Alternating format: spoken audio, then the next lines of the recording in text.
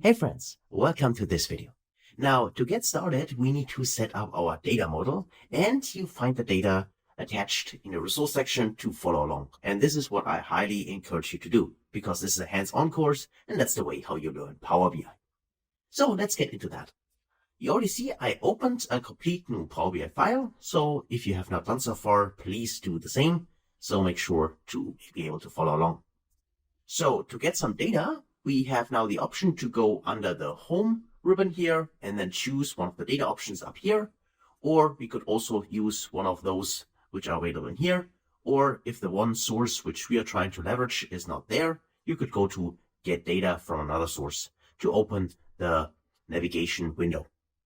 For us now, it's quite easy because we have an Excel file. So I can go to import data from Excel, click this option, and then the window, or in this case, appears, which allows us to actually get the data which we're going to use. And in this case, is this PBI_training XLSX. That's the file. So I like to select it. You can either double click it or click on it and then click on open.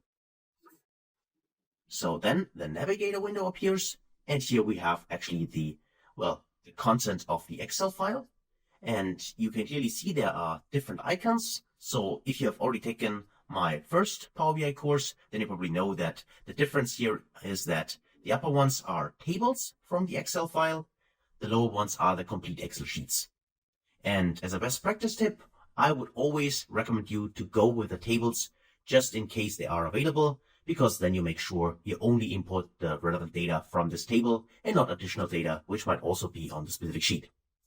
So that's why I will click on the employee table, and this also gives us a little preview of what the data looks like. And you see that we got employee names and the surnames, also the office country, and I can already spot here that we have a little issue because currently here there are missing values.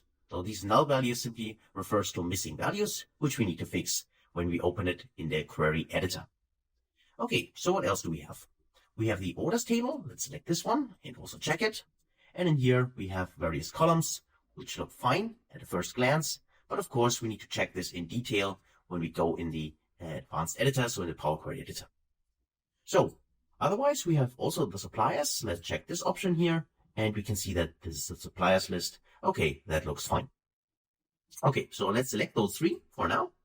And then we need to transform the data, because the data, as we've seen, is not yet in the right format. And even if you think it is in the right format, I would always recommend to transform the data first and check it in the query editor. Because you can never be completely sure that there is not something you want to actually transform first. And even though you have the option to go back to the query editor later on, it's always best practice to always have a look at the data first, and only if the data is really the way you want it, only then load it into Power BI. And this, of course, is especially true if you have a really large data set. Then always go to the query editor first and then check out whether you really need everything you can see there. So let's actually go to transform data, click on it, and then we wait. And here is our navigator window. And we can actually go to the employees first, because there we already spot that there is an issue, which is the office team in here. So this is something we need to fix. And we can easily do this by using the options which the Power Query editor provides to us. In this case, I want to fill those missing values. That is why I go to transform. And under transform, we have various transformation steps. And one of those is fill. Now there are options to fill up and fill down.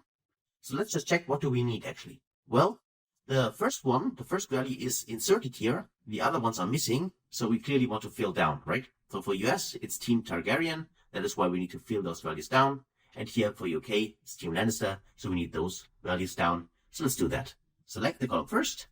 You can clearly see in the black bar at the bottom, at the top, that there are currently missing values. But if we fix it by simply fill down, click on fill down, you see that now they are filled and no data is missing anymore. Also keep in mind that you always have, if you right click on a column, also various transformation steps which are there. And there's also, for instance, the fill option. So you could also do it from here.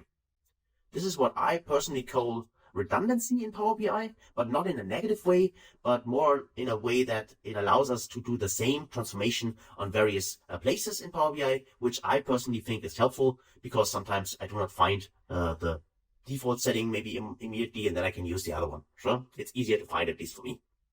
So, okay, now we filled this, and we also want to check before we go what is actually here the data type. I can see this is 1, 2, 3, ABC, ABC, ABC, though that looks fine.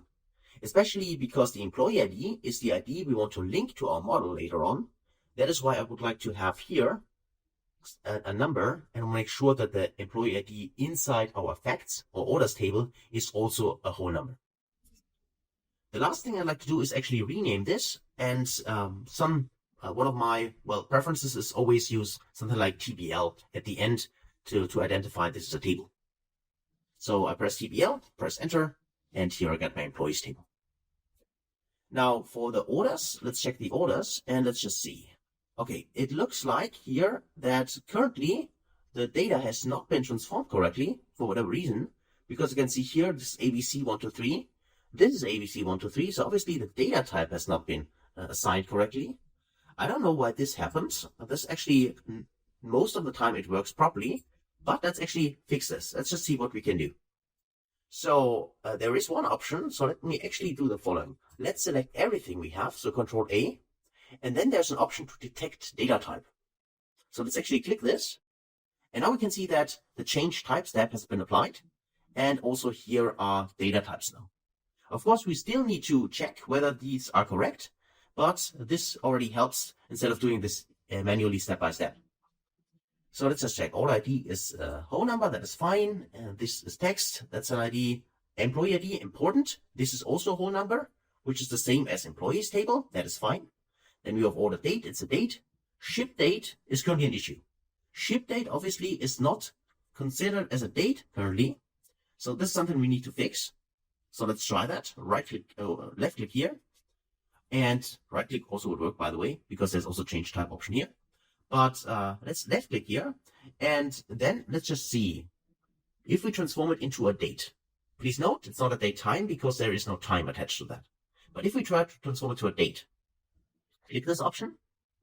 So now it asks me, do I want to change here the current step or replace the current step or add a new step? I always like to go with a new step because this makes sure that even if my replacement runs into an error, I can easily remove it and do not have to remove the whole change type from this step here. So let me click on add new step, and you see that exactly what I was assuming, it ran into an error. So if you have taken the first masterclass course, Beginners to Advanced, then you now know how to fix it. But if not, no worries. The problem here is that Power BI is not able to transform the number directly into a date. So we need to have some kind of bridge, if you want to call it this way. So some kind of intermediate step. So for that, let me just remove this change type. And then let's first convert this into text. Because converting something into text regarding the data type actually always works. So let's click on this text. And again, I will add a new step like that. Okay. And this does not throw any errors. So the bar here is still green. And I can see here now the values left aligned, which tells me this is text. Next, I want to convert this from text into a date. So converting it from number to text is the step or intermediate step we do. And then we convert it into a date from the data type text. So let's do that. Let's actually click on date. And again, I don't want to replace the current step. I want to add a new step. So click on new step. And now you see that this worked exactly as we want it to work. So now we have here also the little calendar icon, and we have here the date title. So far, so good. So let's scroll further to the right. What else do we have? Ship mode. This is fine. The data type seems to be correct. Selling price, amount, decimal numbers, whole numbers. That all looks fine to me. So let's scroll further to the right and let's just see. Okay. So what I realized, the supplier ID, that's important because that's the column we want to link to the supplier table. And this is a whole number. That is already a good sign. And what else do we have? The region is also fine. Customer zip code. There is a few data missing. You can see here there are 29 entries which are missing. However, in this case, it is not that important to us because we will not use this column. That is why, regarding best practices, you could actually right-click here and say, I want to remove this column, because if you do not use a column at all in the data model, there is no need to keep it. And this, of course, is best practice because then you shrink the size of the whole data model. In this specific case, so in this use case we have here, it does not really matter because our model is really small. And if you have a tiny model, it doesn't really matter whether you delete columns you don't need or whether you want to keep them. So we keep it inside now, but just to mention this, if you have a big model and work with large, for instance, enterprise models later on, always make sure you remove everything you don't need. Okay? So like that, we just keep this, that is fine. And also we agree that the missing values do not really bother us in this specific use case.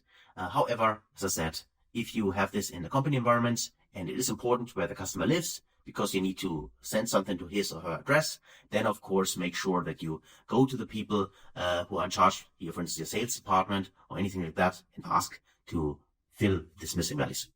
So what else do we have? Well, let me just check. If I go to my supplier table, I see that the data type is 1 to 3, so that is fine. But I can also see that the country here is USA. And because country here is USA, I like to actually also have in my orders table the country name as USA. Because here it is actually specified as, in this case, if I go to my countries here, let's just check that. And there actually is a US, right? So either I need to keep it US or I need to transform it into USA. Now, having said that, US is probably more common. And actually, if I go to the employees table, there's also specified US. So maybe it's even better to fix the USA in the suppliers table and transform it to US. So we're going to do this. So let's click on the country here and say we would like to replace values. And this can be done either by transform the replace values option, or you right click in the country and there's also a replace values option. So if you go in here, replace values, then you can actually go in here and just say the values defined, in this case, USA. So type in USA and you want to replace it with, in this case, US. And then let's do that. Let's click OK. And now you see that all the US names, in this case, the suppliers from the US, or USA in this case, have been replaced with US. So that's the way how you can replace values. The other way, which you might be familiar from Excel, does not work. So you cannot simply click in one cell, double click here and edit this. This doesn't work in Power BI. But the replace values gives you some options to transform this.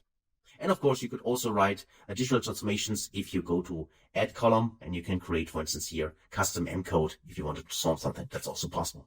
Or use the great column from examples feature, which you also checked out in a different course. So that's also available in here. Okay, so we got this as well. And the fun thing here is actually this is the supplier's TBL. So I call it supplier TBL. Press enter. And I should also actually use this and say employee TBL. So employee TBL, call it this way. And then finally the orders table, go back to the orders. I would like them to name this orders TBL. So orders TBL. Press enter. And now I've also renamed the orders. So quickly check the orders one more time. If I scroll to the right, there's something else I wanted to change. Let me just see that. Or you can see the regions. The customer country now has been fixed. And the only thing I think which I also spotted is inside the customer country, there's actually currently a wrong entry, which is 0. So let's also fix this. And the way we want to fix it in our case is that the country 0, of course, in a real world scenario, you need to ask what this is. But in this case, the 0 belongs to US. That is why I can go right click in the customer country one more time, replace values. So here it is. And then just search for the 0 entry and replace it here with US. And now let's click OK. And we are good to go. And if you take a look at the filtering option, there is no 0 anymore. If you see a hint like that, always click on load more to see all the values, but you can still see there is no 0. Okay, so we got this fixed as well. So let's click OK. And now we actually have our 3 tables. The final table we need, if you're familiar with that, is, as I always recommend, a proper dates table. Because whenever you want to do any kind of time intelligence in Power BI, so using the date add function, same period last year function, and all the other kinds of time intelligence functions which are available in Power BI, then you want to make sure that you do them based on a proper dates table. And a proper dates table itself is actually quite easy because all it is a table which covers the whole time frame you're gonna analyze in your model, but without any missing values. So a proper dates table would actually already be enough if you have just one column with dates, and each day is unique, and it simply covers, in this case, 3 years, which we have in this dataset. So starting in 2021 until the end of 2023. That would be enough. But if you want to maybe add more information to the dates table, this is where this helper table comes into play. And I have it in a resource section of this course. You can download it, which is here. Let me just check if this is wrong, which is here. And that's called dates table code. So let me just open this.